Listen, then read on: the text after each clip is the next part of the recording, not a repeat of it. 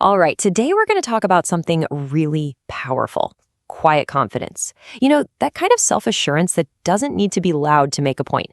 We're going to break down what it really is and, how it's built from the ground up. So let me just start by asking you something. Have you ever felt that little pull, that pressure to just go along with what everyone else is doing? Or maybe like the things everyone else seems to like? Yeah, it's a feeling we all know, and it's the perfect jumping off point for what we're talking about today. That pressure, it's not just in your head. It's actually a really basic part of how our brains are wired. So in this first part, we're going to look at that pressure to fit in. Because really, to get a handle on quiet confidence, you first have to understand the powerful force it's constantly pushing back against, that almost magnetic pull of the group. And there's a name for this feeling. Psychologists call it normative social influence. Honestly, you can just think of it as our brain's internal alarm system that goes off when we risk being socially isolated. It's that little voice in your head that says, hey, maybe you should watch that show everyone's talking about. And it's all driven by this really deep, fundamental fear of being left out. Okay, so we have this powerful built-in drive to conform. So what happens when someone just doesn't? Let's take a look at how we usually see people who decide to go against the grain, the ones who seem totally immune to what's popular. A lot of the time, the labels we slap on these people aren't exactly flattering, right? We might think, oh, they're just out of touch, or maybe even that they're a little bit socially awkward for not joining in on what everyone else is doing. It's kind of an automatic default judgment we make. But here's where things get interesting.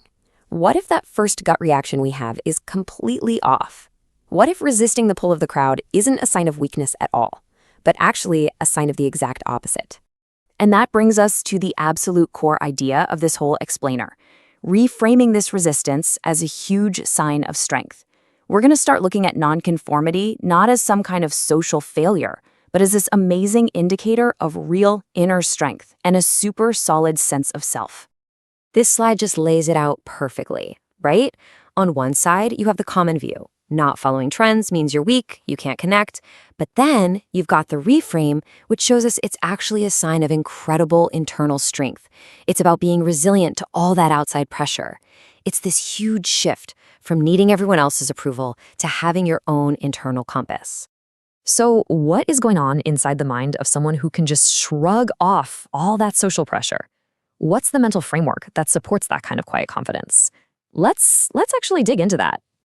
It really boils down to three main things. Three pillars. People with this kind of confidence, they're running on a different internal script. And that script is built on, number one, cognitive independence. Then, a really stable sense of who they are. And finally, a highly developed skill for critical thinking. They just see things more clearly. Okay, so that first one, cognitive independence, this is the engine room for quiet confidence.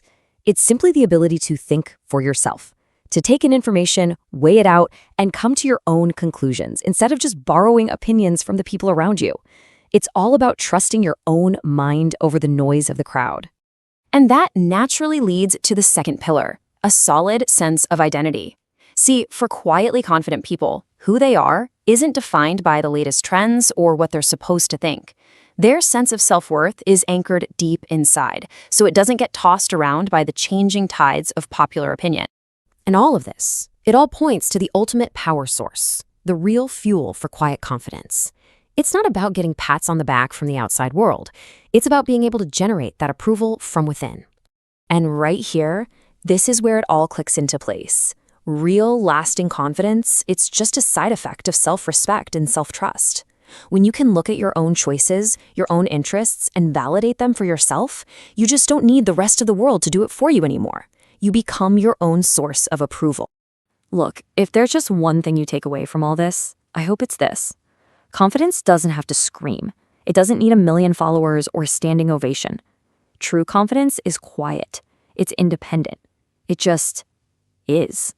So I'll just leave you with this one question to think about. Just take a second and ask yourself honestly, in your life, with your choices, with your sense of who you are, where does your validation really come from? Thanks for joining me for this one.